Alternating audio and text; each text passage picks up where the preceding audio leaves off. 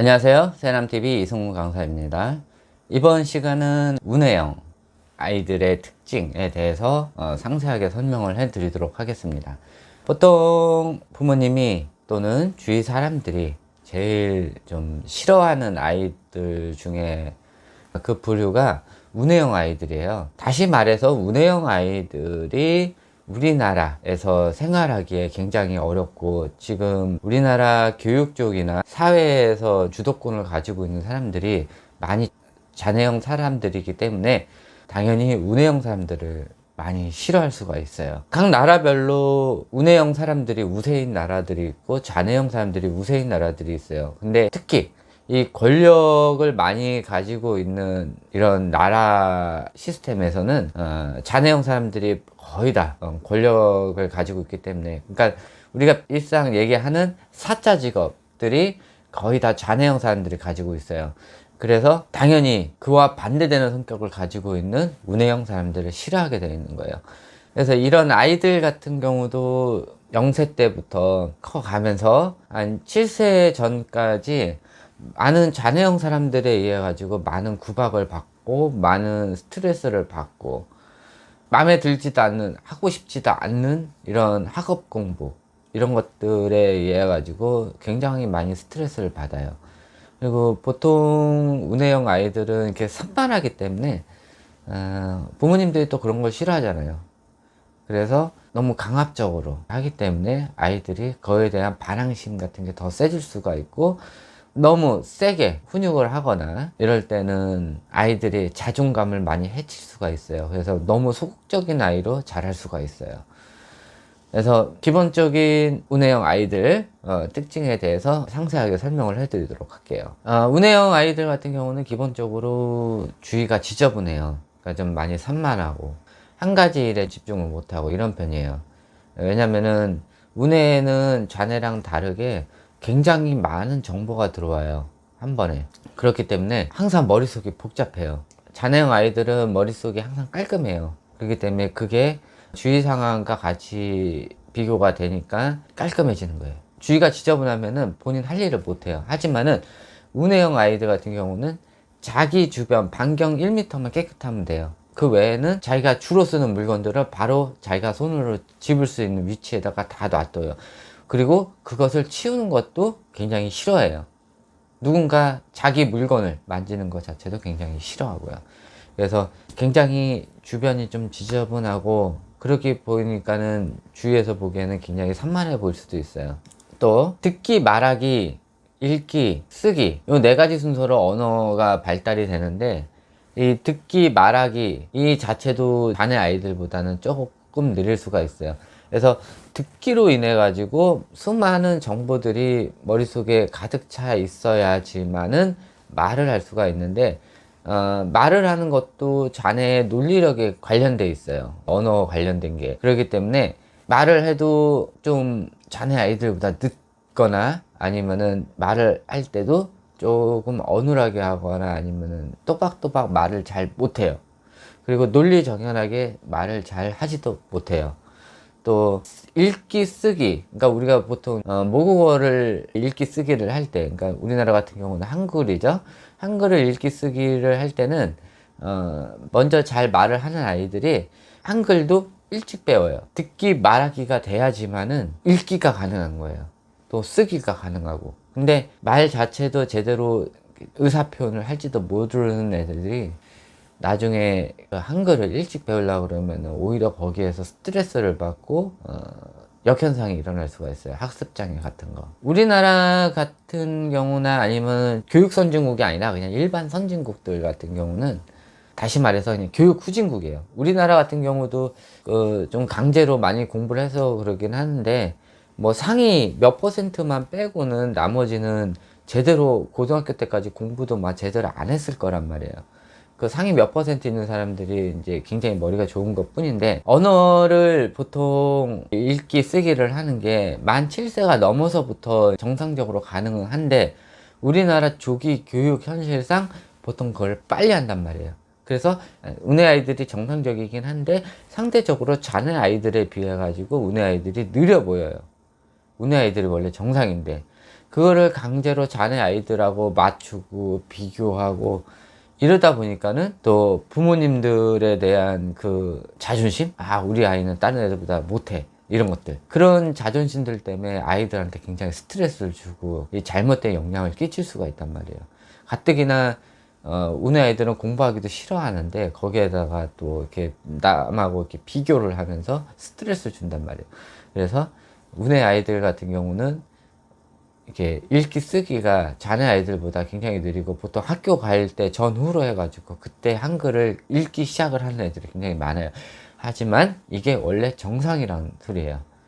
자네 아이들이 굉장히 빠른 거예요. 계속 제가 얘기를 하지만은 읽기 쓰기가 가능한 시점부터 아이들의 상상력과 창의력은 저하가 돼요. 아이들이 생각하는 능력이 적어지고 그게 7살 이전에 빨리 찾아와서 만약에 빨리 찾아왔을 때 그거에 대한 창의성, 병행 학습을 하지 않거나 아니면은 다른 사람들에 대한 마음가짐, 또 사회 경험 이런 것들을 많이 안 시켜줘 버리면은 이런 아이들이 극좌뇌형으로 가는 수가 있어요.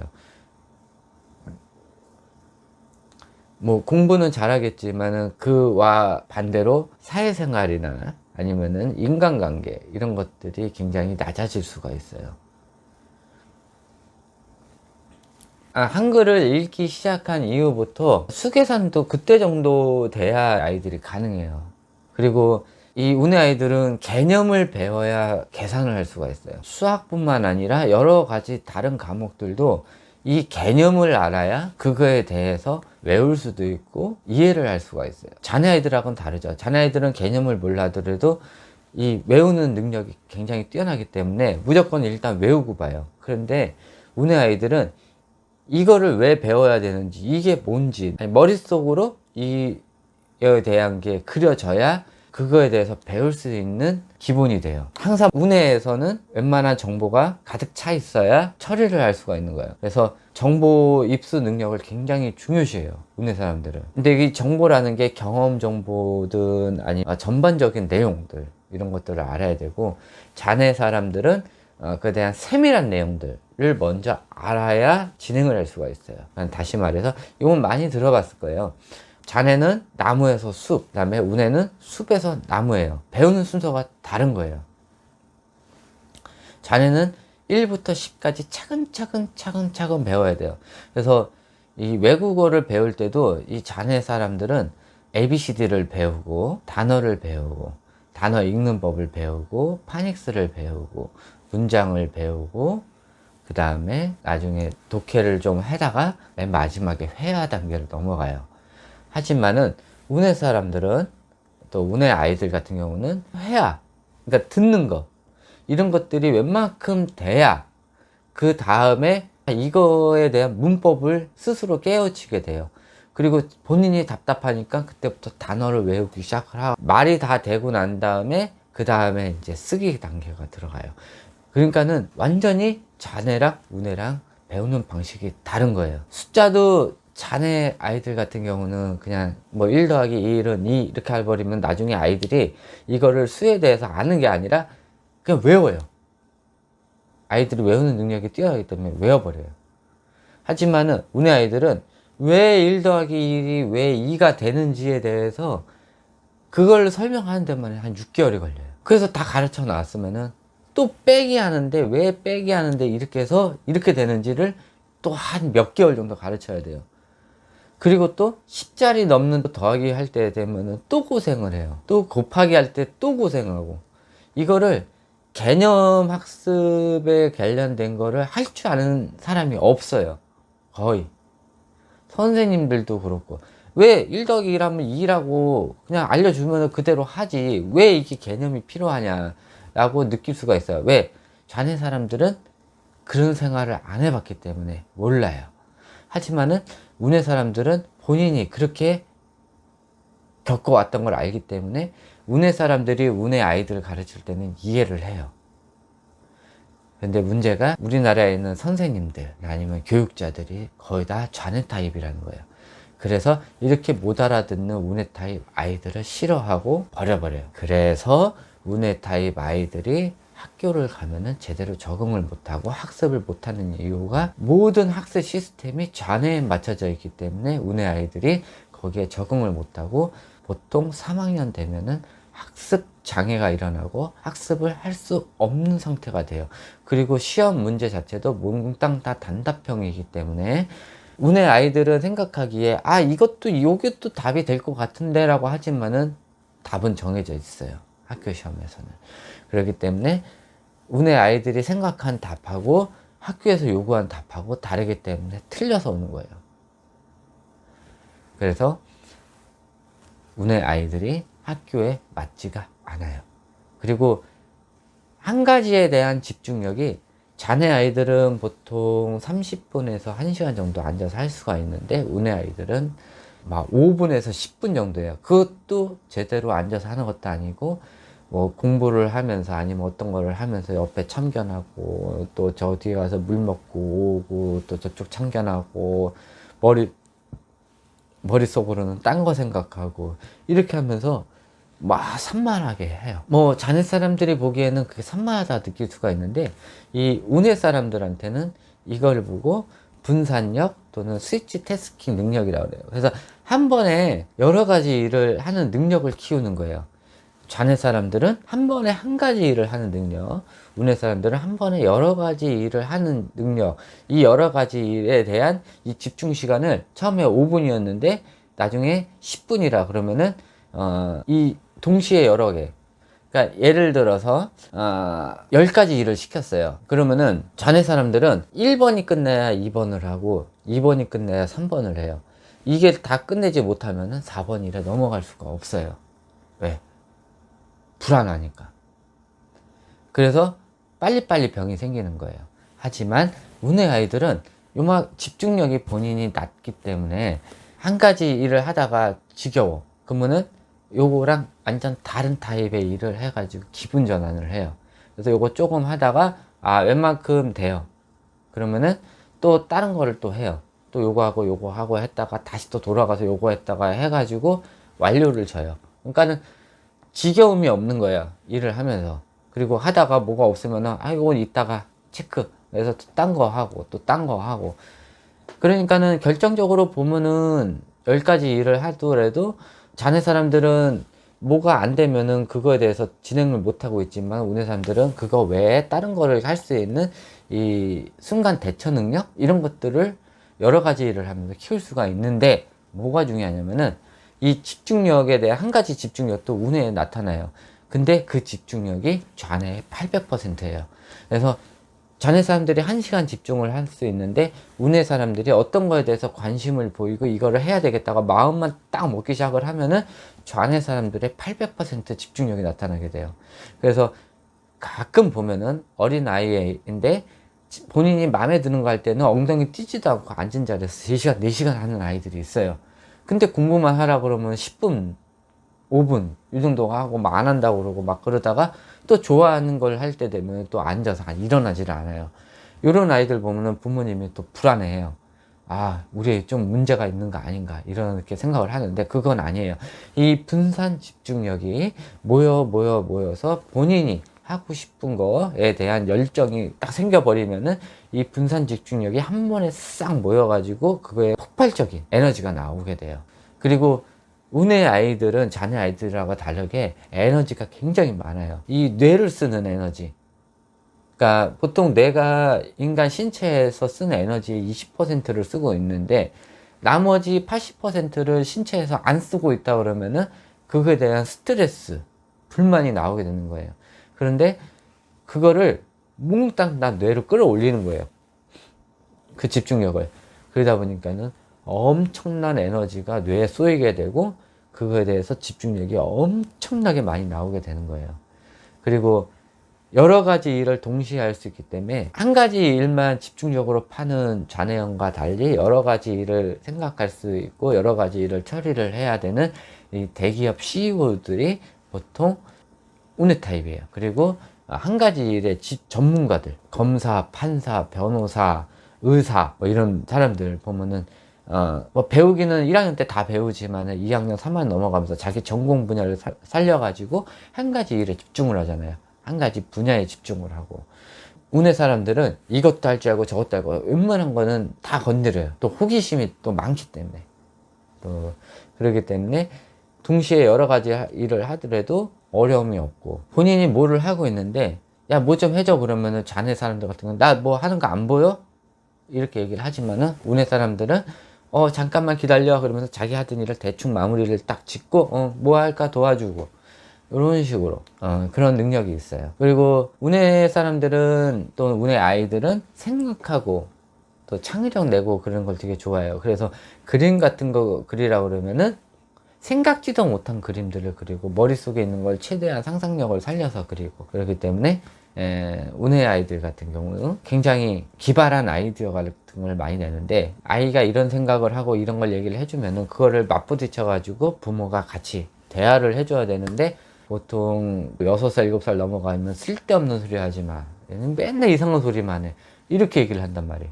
그러니까는 내가 이런 소리를 하면 안 되겠구나. 나 이런 생각을 하면 안 되겠구나 하면서 운의 아이들 스스로 그 능력을 또 봉인을 시킬 수가 있어요. 유일한 재주인데, 상상하고 생각하는 게 유일한 운의 아이들 재주인데 그것마저 막아버리는 수가 있어요. 그렇기 때문에 아이들이 기발한 아이디어 같은 걸 내고 그러면은 오히려 칭찬을 해주고, 그거에 대해서 부모님이 또 다른 의견이 있으면은 같이 아이랑 대화를 해주는 게 굉장히 좋아요. 그렇다고 이런 엉뚱한 소리를 한다는 거를 초등학교 가서 막 그러지는 않아요. 학교 가서 자녀가 성장을 하고 그러면은 내가 옛날에 얘기했던 게 잘못됐구나 라고 생각을 하지만은, 그만큼 본인이 생각하고 그런 거에 상상한 것만큼 뇌세포가 발달을 해요. 자네 아이들은 상상이나 생각하는 게 요만하다 그러면은 운의 아이들은 이만한 거예요. 벌써 기본 베이스가 다른 거예요. 그렇기 때문에 성인이 돼서도 자네 아이들은 요만하게 시작을 하는 거고, 운의 아이들은 이만하게부터 시작을 하는 거예요. 생각하는 것 자체가. 그래서 운의 아이들 같은 경우는 어렸을 때, 그래서 그림이나 그러니까 미술이나 음악 같은 거를 좋아하는 게 이런 상상력을 자극할 수 있고 어떤 거에 대해서 생각할 수 있고 이런 걸 좋아하기 때문에 운의 아이들이 그런 거에 많이 발달이 돼 있어요. 또 운의 아이들 기본 특징이 누군가 강압적으로 시켜서 하는 걸 굉장히 싫어해요. 내 스스로 내 생각도 있는데 왜 남이 하는 생각대로 해. 그리고 남이 시킨 거에 내 생각에 맞지가 않아. 내 의견을 얘기를 하는데 부모는 뭐라 그래요? 야, 말대꾸 하지 마. 내가 하는 말이 다 맞아. 부모가 하는 말이 다 맞아. 선생님이 하는 말이 다 맞아. 그러니까 시키면 시키는 대로 해. 그러지만은 아이들은 이거를 굉장히 싫어해요. 본인 스스로 생각할 수 있는 능력을 가지고 있기 때문에. 그렇기 때문에 운의 아이들 같은 경우는 부모가 먼저 아이의 의견을 물어보고, 아이의 의견과 잘못되거나 아니면 다른 의견이 있으면 서로 의견을 통합을 한 다음에 그거에 대해서 나아가시는 게 굉장히 좋아요. 무조건 시키면 시킨 대로 하면은 아이의 반항심만 더 늘어나게 돼 있기 때문에 항상 아이랑 의견 통합을 해가지고 진행을 하시는 게 굉장히 좋아요. 아이한테 의견을 물어보고, 만약에 일요일날 어딜 놀러 가고 싶다. 일요일날 우리 어린이대공원 가자. 이런 거보다 일요일날 엄마랑 아빠랑 어린이대공원과 뭐 에버랜드랑 뭐 서울랜드 이렇게 가고 싶은데 넌 어디 가고 싶어? 그러면 아이도 생각한 게 있을 거 아니야. 나는 한 달 전부터 롯데월드 가고 싶었어. 그러면은 더 기분이 좋고 거기에 대해서 더 많은 도파민이 분배가 되고, 자기가 하고 싶어서 한 거에 대해서는 더 많은 경험 정보가 쌓여요. 그렇기 때문에 아이가 원해서 가는 그런 것을 많이 해주시는 게 굉장히 좋아요. 그리고 운의 아이들은 늦게 글을 배운 거에 비해서 글 쓰는 거를 굉장히 좋아해요. 본인이 생각하는 게 많고 표현하고 싶은 것이 많은데 그거에 대해서 말로는 좀 잘 못해요. 그렇기 때문에 그거를 글로 많이 표현을 하고 또 그림으로도 많이 표현을 하고 그거를 음악으로도 많이 표현을 해요, 아이들이. 근데 그런 아이들 같은 경우 좀 생각이 많고 창의성이 많은 아이들은 그거에 대한 예술적 감각이 굉장히 많은데, 이런 아이들을 하지 못하게 하고 강압적으로 학교 공부를 시키게 해버리면 아이들이 있는 재능이 점점 떨어지고 의욕이 떨어지게 돼요. 운의 아이들 같은 경우는 기본적으로 운에 가지고 있는 여러 성격들 중에 한 가지 특출나게 가지고 있는 재능이 있어요. 한 3살, 4살 때 악기를 좋아한다든지, 아니면 뭐 그림 그리는 걸 굉장히 좋아한다든지, 아니면은 뭐 운동하는 걸 굉장히 좋아한다든지. 특히 남자아이들 같은 경우는 아버지의 유전자를 그대로 받아서 아버지가 축구를 잘하거나 아니면 음악을 잘하거나 아니면 어떤 것에 대해서 연구하는 걸 되게 좋아한다거나 이러면은 아이도 똑같이 그런 현상이 나타날 수가 있어요. 특히 남자아이들 같은 경우는. 그래서 아버지가 운동선수면 아이도 운동선수일 가능성이 굉장히 많아요. 보통 운동 재능을 타고 나오기 때문에, 유전적으로. 또 아버지가 뭐 의사거나 아니면은 뭐 변호사거나 이런 분위기의 집안에서 태어났다 그러면은 아이도 그렇게 자라날 수가 있는 거예요. 근데 아버지가 뭐 농사를 하셔. 근데 아이가 변호사가 될 수가 있는 거예요. 왜? 아버지가 그 정도의 재능을 가지고 있지만은 그걸 못하고 농사를 짓고 있는 것 뿐인 거지. 그러니까는 그거에 대한 재능에 대한 유전자를 가지고는 있어요. 잠재적으로 그거를 아이가 받아가지고 그렇게 클 수가 있는 거예요. 그래서 그런 식으로 참조를 하시면 되겠고, 이 운의 아이들 같은 경우는 많이 감성적이고 상대방이 말하는 거에 대해서 받는 감정에 대해서 상처를 많이 받아요. 이런 받은 감정에 대한 거에 대해서 트라우마를 가질 수가 있어요. 마음에 평생 지워지지 못할 상처를 받을 수가 있고, 때문에 이 운의 아이들한테 말을 할 때는 최대한 부드럽게 마음에 상처가 되지 않는 말들, 이런 것들을 해주시는 게 굉장히 좋고요. 아이들이 감성적이기 때문에 아이들의 이 글씨체 또한 너무 예쁘게 나타나요. 그리고 운의 아이들 같은 경우는 카피 능력이 있어요. 모방 능력이라고 그러죠. 어떤 것을 보고 따라하는 능력이 굉장히 뛰어나요. 그래서 굳이 어떤 거를 배우지 않으더라도 누가 하는 거를 열흘 정도, 일주 정도 보고만 있는 것 자체만으로도 머릿속에 다 녹화가 돼가지고 자면서 그거를 몇 번씩 시뮬레이션을 해요. 그렇기 때문에 이 운의 아이들 같은 경우는 이 모방 능력이 굉장히 뛰어나요. 그래서 이 글씨 쓰고 이런 것들도 본인이 좋아하는 글씨체가 있으면은 몇 번 연습만 하면은 그 글씨체를 모방을 할 수가 있어요.